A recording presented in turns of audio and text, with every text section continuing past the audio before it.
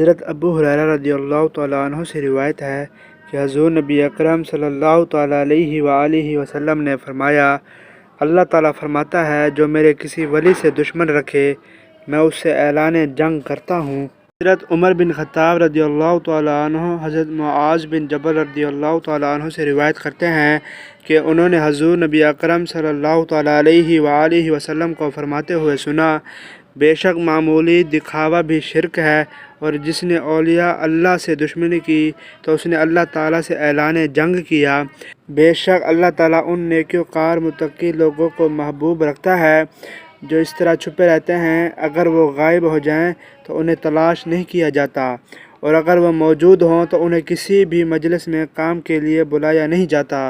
اور نہ ہی انہیں پہچانا جاتا ہے۔ ان کے دل ہدایت کے چراغ ہوتے ہیں۔ ایسے لوگ ہر طرح کی آزمائش اور تاریک فتنے سے نکل جاتے ہیں۔